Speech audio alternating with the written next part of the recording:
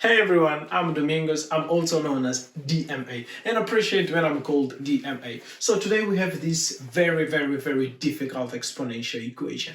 It's believed to be like genius exponential equation exercise. But if you're watching this video, that won't be any more difficult for you.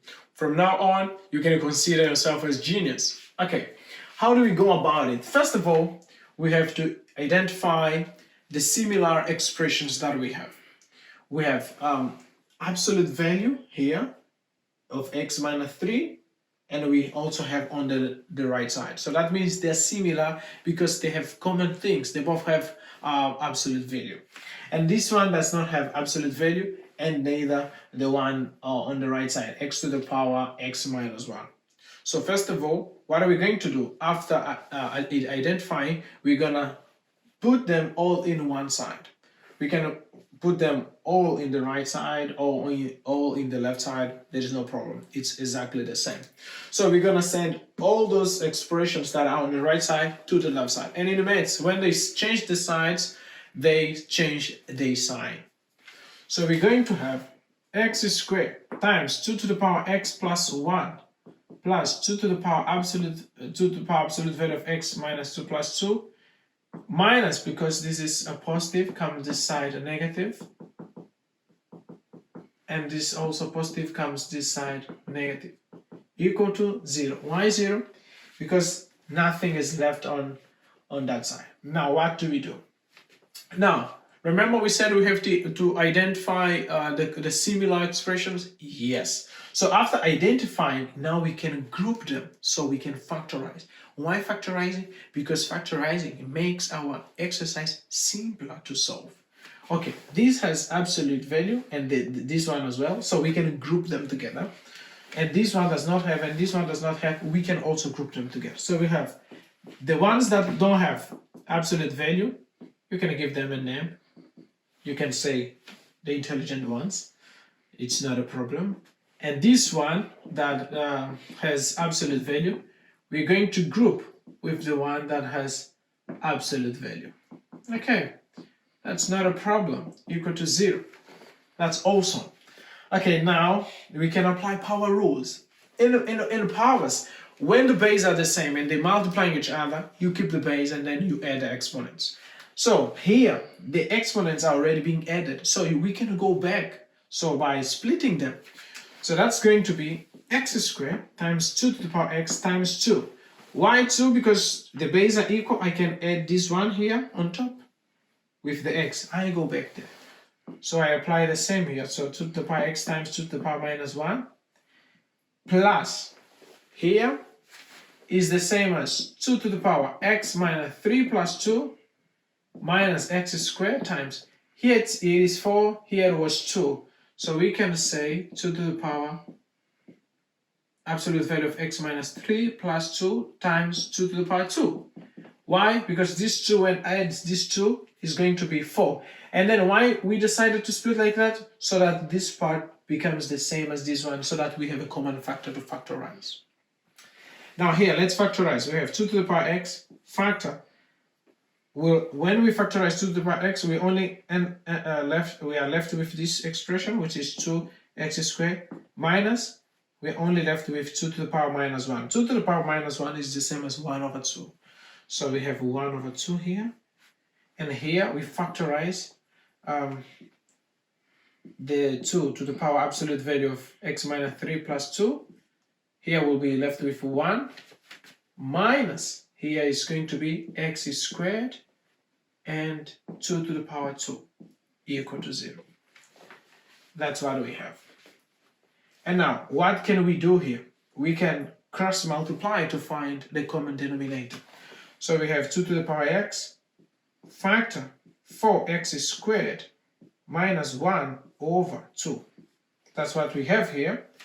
Now here x is negative and here the x has a positive coefficient. So we can factorize negative so that we have also positive coefficient in x squared. Because we can't factorize the expression that it's not the same, that it's not common, that it's not similar. So let's factorize negative. We're going to have a minus factorizing negative where there is negative will become positive because 2 to the power 2 is 4, 4x squared minus 1. This minus 1 is this one that it was positive became negative because we factorized the negative. Because if we multiply this negative and this negative goes back. If we multiply with the positive, then becomes negative. Then equal to 0. Okay, now perfect. What else is left? Now we realize that this part is the same as this one. But there is one problem. Here there is 2 and here there is no 2. Is that really a problem? Can we take away this 2? Yes, we can. If we multiply all the expression by 2, then we can take away this 2. Okay, so multiplying all the expression by 2. Why multiplying all the expression by 2? To eliminate these 2 so that this expression becomes the same as this one, since we want to factorize. We're going to have 2 to the power x, factor 4x squared minus 1. These 2 cancels with the 2 that we multiply. And now when these 2 multiply this expression, they will have the same base, but we'll have to add the exponent. So that means we're going to have 2 to the power absolute value of x minus 3 plus 3. And that's what we have left. Okay, where this 3 comes from? Because the exponent here is 1 and here is 2. We add the exponent since the base are the same. Now let's look. This expression now is the same as this expression. So that means now we can factorize it. Why factorizing will make our expression easier to solve. So factorizing, we have 4x squared minus 1. Factor, since we factorize this, we end left with x 2 to the power x minus 2 to the power absolute value of x minus 3 plus 3 equal to 0. Okay, 2 expressions multiplying each other is equal to 0. When is that possible in maths? 2 numbers multiplying each other is 0 if at least one of them is 0. That's what we have to apply here. So we have to solve first for this one to be 0 or this one to be 0. For the first one, we have 4x squared minus 1 equal to 0. Then 4x squared is going to be equal to this one is negative here, goes that side, positive. So 4x squared being equal to 1. So we haven't finished it yet, so we have to continue. Okay, now isolating x squared, we have x squared equal 1 over 4. Why 1 over 4? Because 4 is multiplying, goes this side, dividing. And then we can put square root on both sides, so x is going to be plus or minus square root of 1 over 4. And x is going to be plus or minus square root of 1 over 4 is 1 over 2. So we have 2 solutions here. We have x equal to 1 over 2 or x equal to minus 1 over 2. Okay, when we solved the first part of the product, we got that x was equal to minus 1 over 2 and 1 over 2. That's why we have a solution 1. I'm calling solution 1 because it's not the final solution. Minus 1 over 2 and 1 over 2. Now we have the other part of the product. So how do we go about it? Now, we can send one of the members on the other side. Why? One of the expression on the other side. Why on the other side? So that we have same base, 2, and we equal the exponents. So we're going to have 2 to the power x. This is negative, comes here positive. Now, the base are equal, now I can equal the exponent. So I'm going to have absolute value of x minus 3 plus 3 to be equal to x. This is adding, can go that side, subtracting. So x minus 3, absolute value, to be equal to x minus 3. Ooh. Now, this is a modular equation. How do we solve? We have to remember certain conditions. And let me put here, have to remember that the absolute value of a, when is equal to b, certain conditions are required. First condition, a can be equal to b, or a being equal to negative b.